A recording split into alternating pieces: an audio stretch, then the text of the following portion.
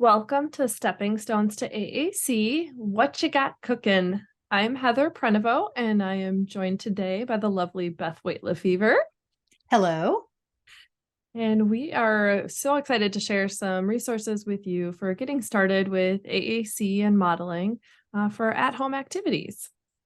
And today we're going to be discussing cooking or baking. And we always just like to start out by saying we know that using AAC, teaching AAC, talking with AAC with your users, it's a journey and we need to take those first few steps. And that was why we developed the Stepping Stone series, is to kind of give you those building blocks of ways that you can just start small and start your journey and move along with your AAC learner. So first thing we're going to talk about is just referring you to the handouts that are available. The first one is called an organizational tool. This we'll fill out together tonight for our example of working on modeling during cooking or baking. Then you've got the blank one as a PDF that you can print out and use later. And we'll talk about each of those sections as we go along, but just know that this is one of the tools that we're going to use. The second handout is labeled your reference tool. This goes through each of those sections and gives you just a little description. So if you're like me and you go to a great training and then you're like, what was this section? What was I supposed to put here? We thought it might be helpful to just have a little description there, as well as if you are sharing it out with other staff or family, then they've got a little description there as well on what goes into each section. So why did we choose cooking? Beth, what do you think? What are some of the reasons that you came up with? Well, we talked about cooking and baking, that they're great activities for all ages and abilities. So even our students who have more complex physical needs are still around cooking and food with their families all day. So we can come up with ways we can still kind of build in some activities, some giving directions, or asking people how to help, or telling people kind of what to do next. Cooking is a daily activity that can be replicated often. So again, we have access to that cooking quite frequently. And I'm going to use the word cooking loosely because I'm not sure about you, but I'm not like a gourmet cook. So I consider microwaving, heating up, putting together, like a snack in a bowl. That's all considered cooking for these purposes. Totally. You can communicate about what you're doing, what you see, what you smell, what it tastes like, all those kinds of things. You've got opportunities for words like uh-oh and oops and don't and, that kind of thing. And then, of course, you get to eat your creation, which is amazing as well. Sometimes it's not amazing, but It can be a source of topic for lots of conversation. Gives you reasons to communicate later. So it's just the gift that keeps giving, in my opinion. Last but not least, in your handouts, we did offer a PDF version of a Unity 84 sequenced manual board, as well as the WordPower 96 location, which is based off of that WordPower 60 basic manual board. So if you've got that available with you tonight, you can practice on that. If you have a device available, you can practice along with us on that. One thing that I will say, when I was working in the schools and we were doing cooking, oftentimes we maybe didn't want the actual device right there with us for the mess factor. And so having the low-tech or a manual board available can serve a similar purpose, that we can still model, we can still communicate, and not worry about getting, you're going to see tonight, cupcake batter all over. The other thing that I like to use, either your home screen on your device or these manual boards, is a way for you to start brainstorming or thinking about words that you can target or model when you're doing your activities. I know one of my stressors when I was first learning about modeling AAC was trying to figure out what I was going to say or what I was going to model. And so looking and referring to this and picking out words that were right there on the home screen is a great place to start. You don't have to dig. You don't have to know what page it's on. Start there and then build up. So I encourage you to use either that manual board or your device home screen. And we're going to watch a little video here on getting ready to make the cupcakes, and want you in the chat window to chat out some of those words that you're hearing quite frequently. And you're going to hear us start to refer to those as core words. So what are some of those core words that you're hearing during this video? And feel free to start chatting them out when you come across them. We're going to make some cupcakes today. We need to get all our ingredients. We need to get eggs, and we need to get oil and water, and we need to get the cake mix. We're going to put the water in the bowl, then we're going to put the oil in the bowl.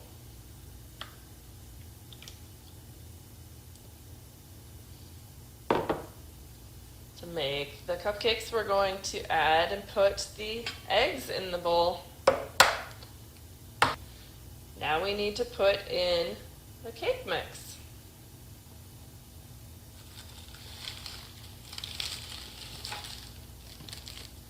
We're going to put in cake mix, and we need to stir it.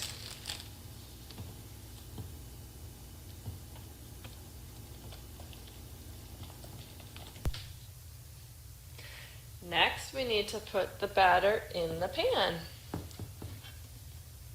Stir it and put it in. Scoop the batter and put it in.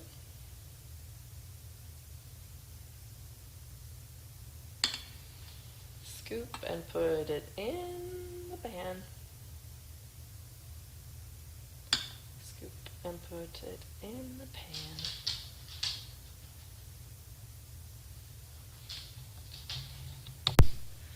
Next, we put them in the oven. Get the pan and put it in the oven. All right, it's time to take the cupcakes out of the oven. Let's see if they're done. We're going to take them out. Take them out and put them on the counter. And thanks to my lovely assistant for being willing to do videos with me, since I don't have access to the AAC users in my community right now. So, oops. We're going to hop over and thank you to those that chatted out in the chat window. And if you think of anything else that you heard or that you would maybe model, so maybe I didn't use it, but maybe you're thinking, how would I talk, or what would I say when I'm doing this cooking activity? I'm going to hop over to, I like it. So I'm going to catch up on the window here. We had get, we had make, I saw need. Oops. Not Ned, my poor dog. Put, add, mix are some of those great verbs to use. Oh, I also saw take in the chat window. There we go. In, out. Perfect. So you get kind of that idea.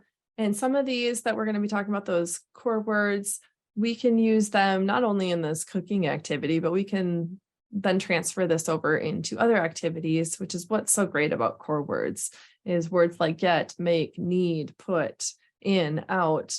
We can use that when we're playing with blocks or playing with bubbles or making an art project. So that's the first step, is for us to go in and start filling in some of those core words that we're going to use, we're going to talk about. So the idea is really to plan this ahead of time so you have that jotted down. The next section is talking about open-ended questions. So open-ended questions, we use them to encourage communication. If we start asking more yes/no questions, that really doesn't provide opportunities for our learner to expand on things, for them to say more than just yes or no. And when we jot those down, it helps us start to think about it. And I know Beth can relate to this, that even now, after how many years of doing this, we still will gravitate sometimes to those yes, no questions because they're just easier to think They just of. sometimes they come to mind first. Right? And that's okay. So don't be too tough on yourself. When I start to get into that habit, I was like, oh. So we have a little quiz for you. Nobody said we were going to have a quiz, but we're going to have a quiz. Which one of these is an open-ended question? Is it, do you want to make cupcakes? Or what do we do next? And you can say one or two or left or right.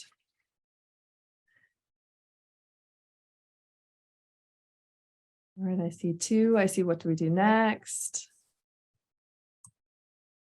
Perfect. So the answers also help us decide if it's an open-ended question. If I can only answer with yes or no, then it's probably not it. And But look at all that language we can get out of what do we do next.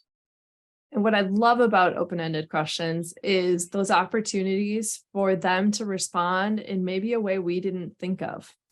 So maybe we were expecting them or wanting them to say, stir it, but they wanted to say whip it, just out of the blue, or, all done. Maybe they are all done with this, and we can be okay with that. That's a good answer to what do we do next? I want to be all done.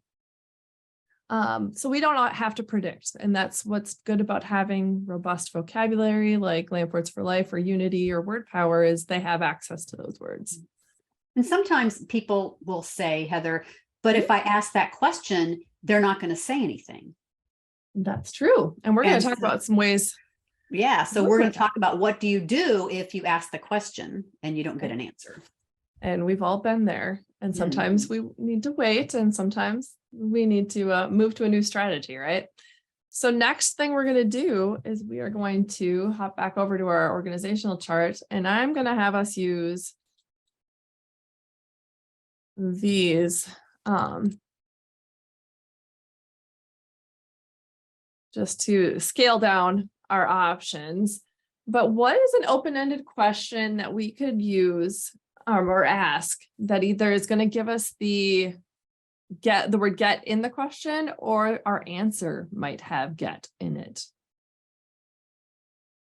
You can type it out, and Beth can read them to me as they come in if I miss them. I know one that I often say is, what should I get?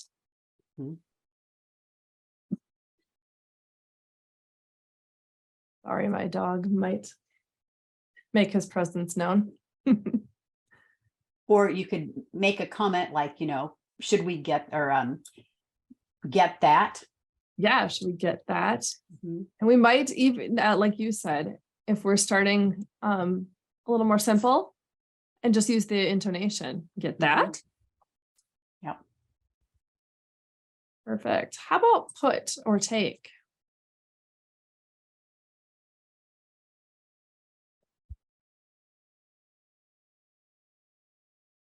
Might use a new WH question. Mm-hmm. Where should I put it? Mm-hmm. And take it out. Mm-hmm.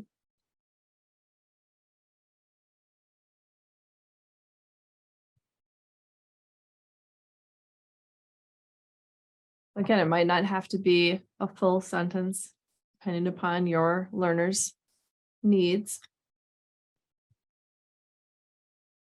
Or what do we put in the bowl? Mm-hmm. And the other nice thing is you can repeat. So you don't have to have different questions for every spot. So since I put in, had put in or take out,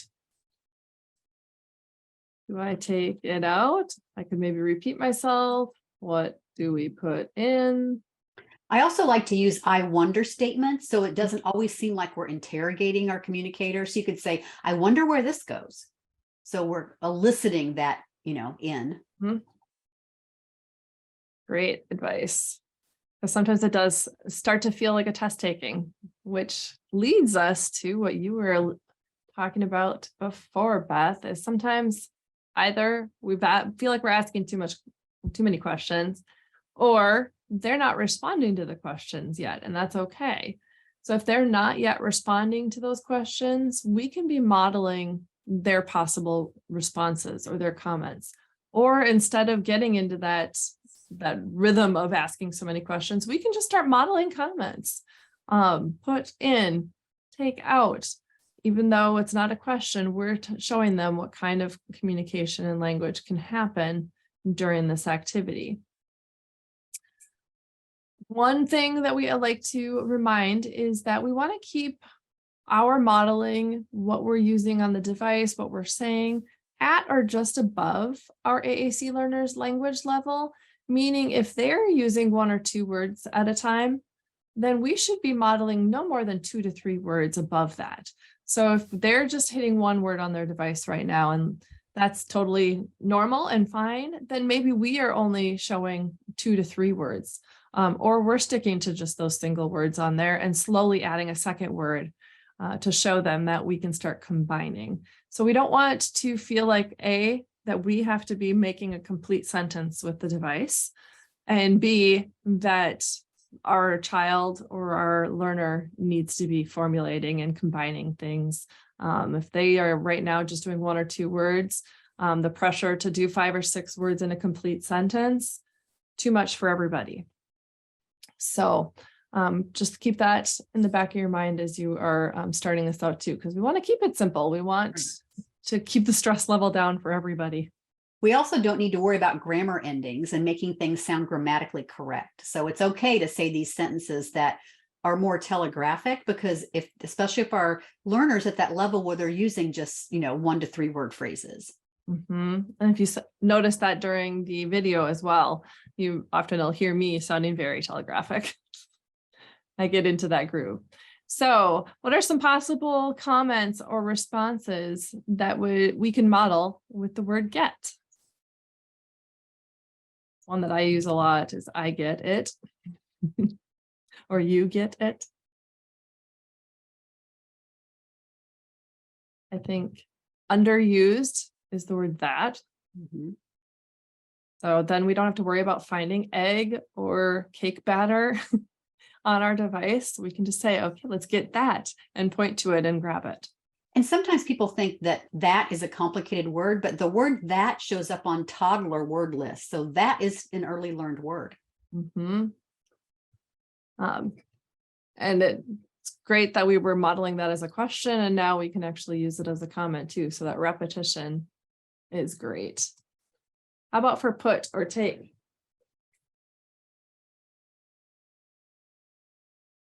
I think I used this one in the video. Put in or take out. You can kind of think of this as even narrating what you're doing. So you could say, I put in, or I take out, or you can say verbally, I put it in, but maybe you just use the word put on the device or the vocabulary. Exactly. And that's a great reminder, is that we can still verbally be saying, I put it in, but maybe we're just modeling put on the device. And then I'm just going to, for time's sake, since I'm not the best typer in the evening, copy and paste. We can use those same things. Again, repetition in different ways is great. The last section you see down here at the bottom is where we were talking about starting to expand what we're modeling or what we can show them and say with them. So writing out a script for yourself of how we can model one word, just get.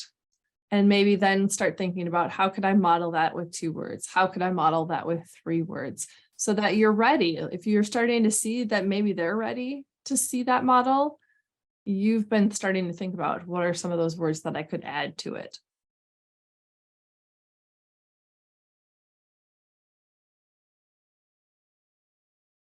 The next step then is to find those words on your device or on your manual board. I can't stress this enough, that finding it so that in the moment you're not trying to frantically find a word until maybe you've learned that motor plan, which is great. But when you're starting out, we still sometimes have to visually search.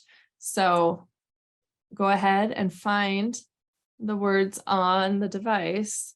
I'm sorry, that is kind of hopping around. I thought I fixed the order of it. Things that you can do to help draw your attention, either if you're on your device, you could add a border or an outline to the button, and just have that on, during your activity so that it's drawing your eye to that word for that activity. Same thing with a manual board. Use a dry erase marker. I had an SLP say that they would take Post-it notes and cut out a circle or a square in the middle of the Post-it note and stick that on their manual board with the hole over the word. So it kind of blocked out things around it and drew their attention over. I love that idea. Right? I was like, oh my gosh, that's brilliant. I went during like back to school time and got some of those dry erase sleeves that I think I found them at my Target in like the dollar spot. And so I could just slide even paper copies of things. So if I didn't have a laminated board, I could slide it in there and dry erase over it. So lots of ways, but finding where those are so that during the activity, you're not stressing over that. So we're going to watch one more video, and we encourage you, if you have your device or the manual board out, to kind of practice along some of those phrases that we wrote down as we go through the activity here and see how it feels. We're going to make some cupcakes today. Let's make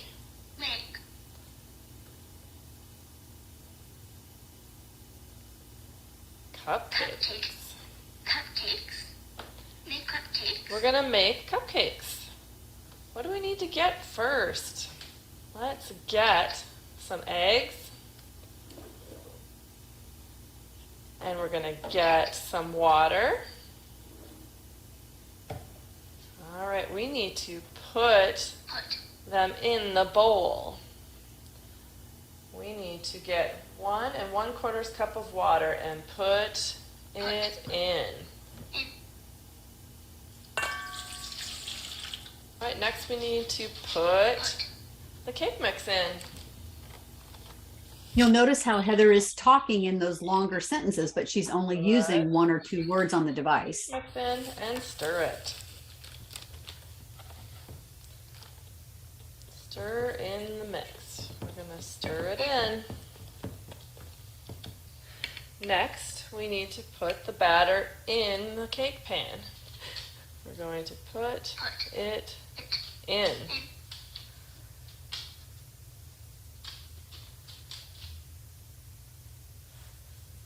Put in the cake pan. Next, we're going to put them in the oven. Sorry for being off screen. I tried. Get the pans and put them in. Now they get to cook. Okay, it's time to take them out of the oven. Ready? Take them out.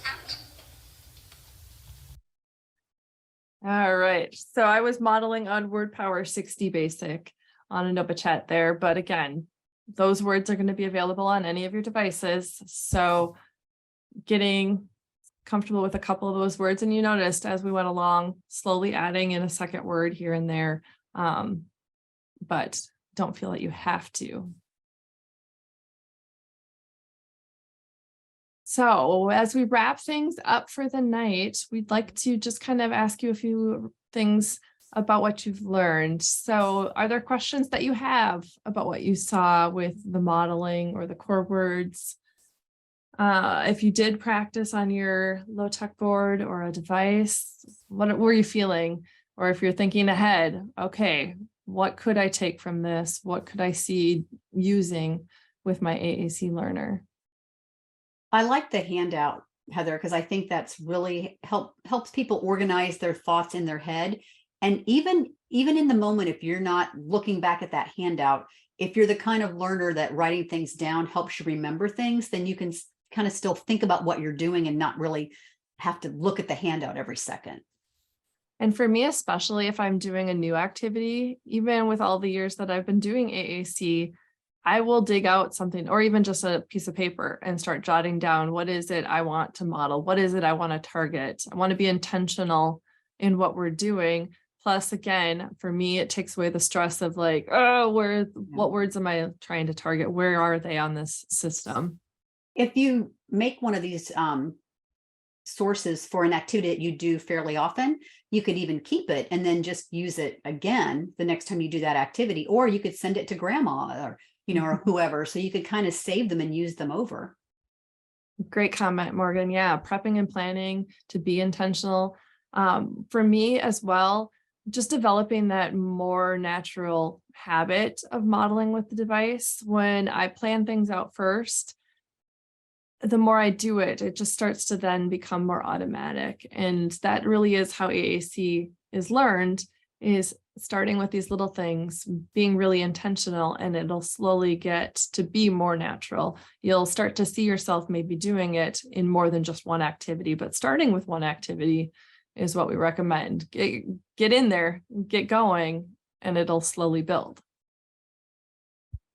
I'm going to plop up our contact info. If you think of questions afterwards, feel free to reach out to Beth or I. Beth was also going to share with us, there is some great resources, and I was going to pull up the website as you talk about. Yeah, if you are motivated by food and cooking, and let's face it, who's not motivated by food? I mean, most people are. Check out the PRC Saltillo AAC Literacy Planner for this year. Go to Caregiver Resources and Activities. Thank you. And you will see it says the 2023 Literacy Planner. And there it is. It's called Fun with Food. And so this is free. These are all free resources you can download, or you can ask your PRC Saltillo consultant for a print copy. But in the Literacy Planner, every month, there's going to be a book that's going to have an activity. And January's story is called Stir, Crack, Whisk, Bake. And it's all about baking cupcakes. So there's some target words you can teach and model. This gives you some extension activities as well. Besides cooking, there's a writing activity, there's a sensory activity. And then we also have a read aloud story on our YouTube channel every month, PRC brand YouTube, that if you don't have the book, that's okay. You can go and look at the read aloud story and look at the activity. You can stop the video at any time and interact with your communicator that way. So you've got access to some print materials and some videos. So here, if you go to, Stir, Crack, Whisk, Bake, it's the second one there. And the beginning of every month, there's a new video, and the beginning kind of gives you an idea of how to use the planner. So once you know that information, then you can just skip through and go to the actual story. And usually it tells you in the description of the video where the story starts. There's a little activity for a picture walk, and then you can actually look at the story. There's smart charts that go with each monthly book. So it kind of gives you the words that you can use, and you can download smart charts for Unity 84 sequenced, Lamp Words for Life full, and Word Power 60 basic. So those 3 sets of smart charts that have already been done for you that are on our website. So I am super excited that you can take this kind of activity and branch off in lots of different ways with it. Thank you so much for participating with us tonight. We really enjoyed having you.